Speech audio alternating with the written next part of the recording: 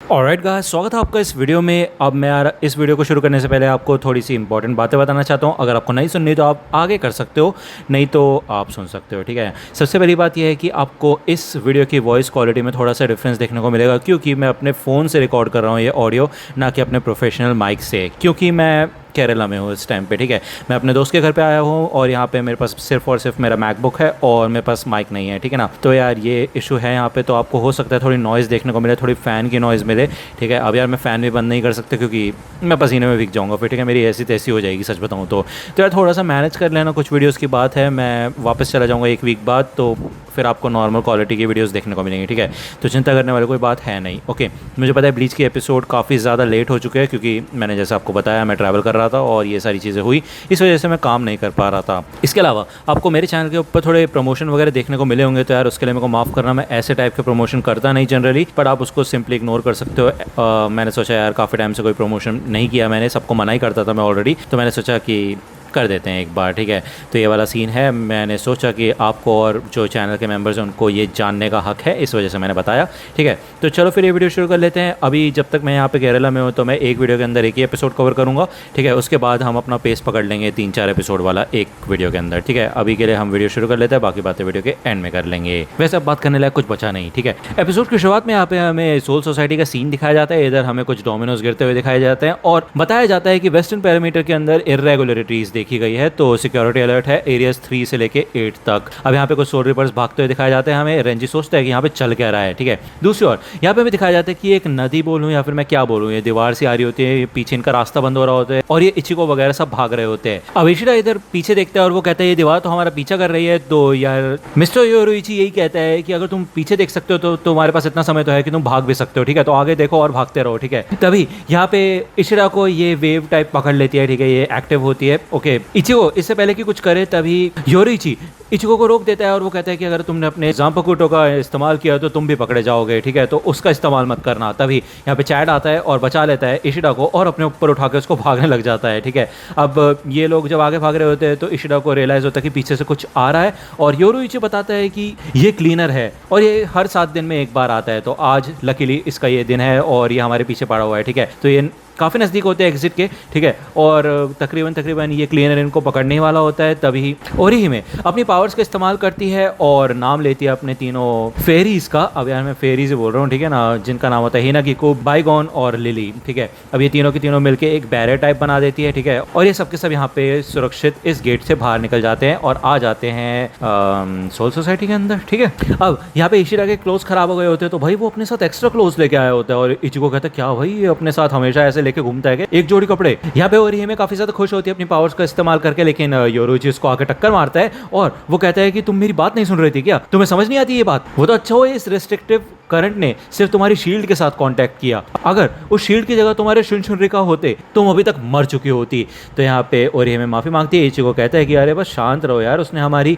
जान बचाई है, उसके बिना हम यहाँ से बाहर नहीं निकल पाते। तो यहाँ पे ये लोग देखते हैं इस एरिया को, ठीक है। और योरुइची बताता है कि ये है रुकॉन डिस्ट्रिक्ट, ठीक है। यहीं पे पहले सोल्स रहा करती है, इससे पहले कि वो सोल सोसाइटी में जा सके, ठीक है। तो आप देख सकते हैं पैरामीटर टाइप बना हुआ है, बाहर वाले एरिया रुकॉन डिस्ट्रिक्ट है और अंदर वाले एरिया में सोल रिपर्स रहते हैं, ठीक है।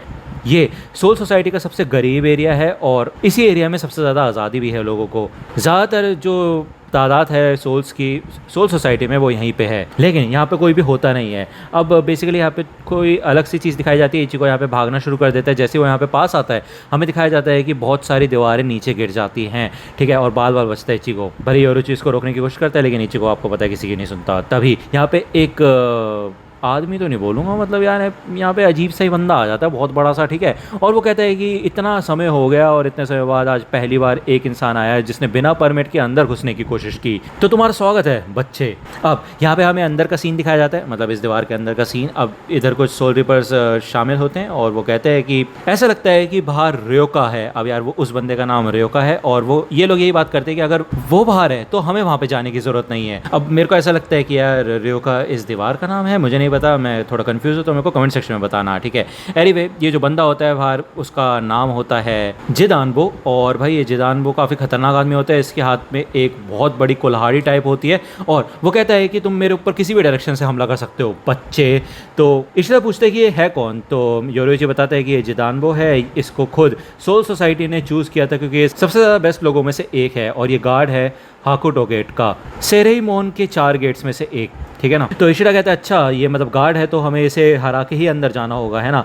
तो योरुइची बताता है कि ये पिछले 300 सालों से यहाँ पे ड्यूटी कर रहा है और आज तक कोई भी हाकुटो गेट को तोड़ नहीं पाया है। तो इशिरा सोचता है कि उनको इससे लड़ना होगा। अब साडो यानी कि चैड और ओरिहिमे आगे बढ़ते हैं इचिगो की मदद करने के लिए, लेकिन तभी जिडानबो यहाँ पे ज़मीन तोड़ देता है और एक बाउंड्री टाइप बना देता है इन्हीं पत्थरों से, ठीक है। और वो कहता है कि तुम्हारे सबके बैड मैनर्स है, तुम शहर से आए हो इसलिए तुम्हें रूल्स नहीं पता इस शहर के। तो सबसे पहली बात मैं अगर तुम्हें बताऊं, पहला रूल ये है कि जब भी तुम बाहर से आओ तो अपने हाथ धो।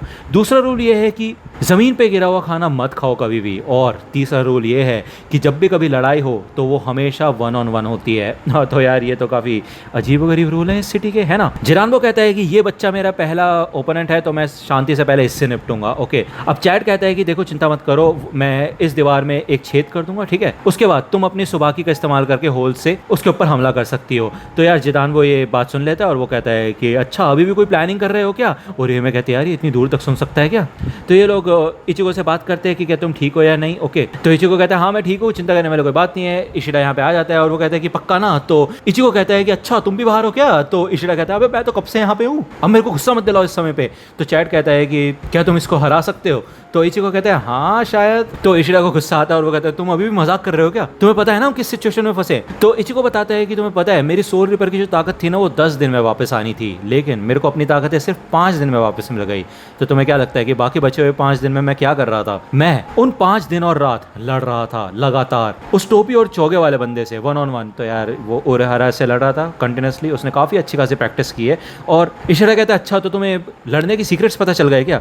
तो इचिगो कहता है नहीं, उसने तो मुझे घंटा कुछ नहीं सिखाया, लेकिन स्टैमिना और गट्स आ गए मेरे अंदर, फिर चाहे मेरे को उनकी ज़रूरत भी नहीं थी। तो यहाँ पे इचिगो लड़ने के लिए तैयार हो जाता है। जिडानबो कहता है कि हो गया तुम्हारा। तो इचिगो कहता है मैंने तो तुम्हें वेट करने के लिए बोला ही नहीं था। तो जिडानबो को यहाँ पे गुस्सा आता है और वो कहता है कि तुम शहरी लोंडे ना ऐसे ही होते हो, तुम्हें बिल्कुल भी रिस्पेक्ट नहीं होती। एक तो मैंने तुम्हारा वेट किया और तुम मेरे को थैंक यू बोलने के बजाय बकवास कर रहे हो। यहाँ पे वो काफ़ी खतरनाक अटैक करता है इचिगो के ऊपर, लेकिन हमें दिखाया जाता है भाई इचिगो अपनी एक ही हाथ से अपने ज़ेनबाकुटो से इस अटैक को रोक लेता है। तो इचिगो कहता है ये भी तो बैड मैनर्स ही है ना कि इससे पहले कि तुम्हारा ओपोनेंट रेडी हो उसके ऊपर हमला कर दिया तुमने। तो जिडानबो को यहाँ पे गुस्सा आता है, वो पहले हंसने लग जाता है, ठीक है। वो कहता है इतने साल बीत गए आज तक कोई भी मेरे पहले अटैक को नहीं रोक पाया, तुम उन 3 लोगों में से एक हो जिसने मेरा पहला अटैक रोका, लेकिन मेरा दूसरा अटैक कोई भी नहीं रोक पाया। तो यहाँ पे वो दूसरा अटैक करता है, जिसके बाद भी यहाँ पे इचिगो खड़ा होता है और जिडानबो यहाँ पे अपने काफ़ी खतरनाक अटैक्स करना शुरू करता है जिनका नाम होता है जिदान 10 स्ट्राइक्स फेस्टिवल। यहाँ पे वो कंटिन्यूसली 10 स्ट्राइक मारता है, इचिगो के ऊपर काफ़ी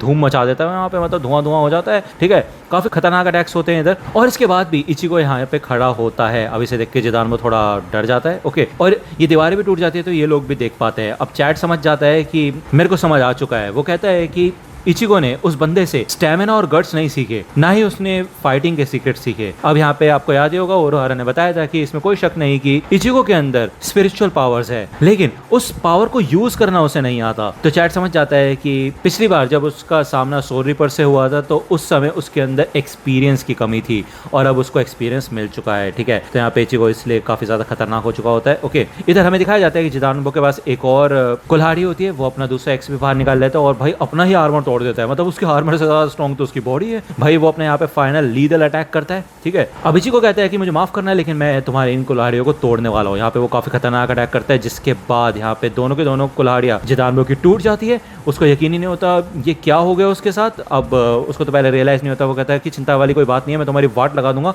और मैं गिर कैसे सकता हूँ, ऐसा हो ही नहीं सकता। मैं जरूर इम्बैलेंस हो गया होगा इसलिए मैं गिर गया, वरना कोई और बंदा मेरे को गिरा दे, ऐसा हो ही नहीं सकता। अब रुको मैं अपनी कुल्हाड़ियाँ निकालता हूँ। तो यहाँ पे हमें दिखाया जाता है कि उसकी कुल्हाड़ियाँ टूट चुकी है, उसको रियलाइज होता है, ठीक है। तो यहाँ पे ये देख के कि उसकी कुल्हाड़ियाँ टूट चुकी है, वो रोने लग जाता है। वो कहता है ये टूट कैसे गई, टूट कैसे गई। भाई बड़ा सेंसिटिव होता है वो बंदा। ओके, तो यार इचिको माफ़ी मांगता है उसकी कुल्हाड़ियाँ तोड़ने के लिए, और जितानगो कहते हैं कि यार वैसे सच बताओ तो तुम काफ़ी ज़्यादा दिल के अच्छे बंदे हो यार, मतलब हम दोनों दुश्मनों में और मेरे जैसे लूजर से तुम इतने अच्छे से बात कर रहे हो और मेरी चिंता कर रहे हो यार, तुम सच में काफ़ी कमाल के और तुम्हारा दिल काफ़ी बड़ा है। तो इचिको कहता है यार अगर मेरे सामने कोई रो रहा हो तो उसको थोड़ा तो दिलासा दूंगा ना मैं। तो जितानगो कहता है कि और यहाँ पे मैं बच्चों की तरह एक्ट कर रहा था, वो भी सिर्फ कुल्हाड़ी के लिए, मैं मर्द के नाम पे कलंक हूँ शायद, मैं हार गया, क्या फायदा मेरा, मैं 300 सालों से इस हाकोटो गेट की रक्षा कर रहा हूँ और आज तक एक भी बार नहीं हारा, और तुम ऐसे पहले इंसान हो जिसने मुझे हरा दिया, तो इसलिए अब तुम इस गेट के थ्रू जा सकते हो, ठीक है। तो यहाँ पे बाकी लोग पूछते हैं हम भी जा सकते हैं ना, तो जितानगो कहता है कि वैसे मैं तुम्हारे लीडर से हार गया हूँ तो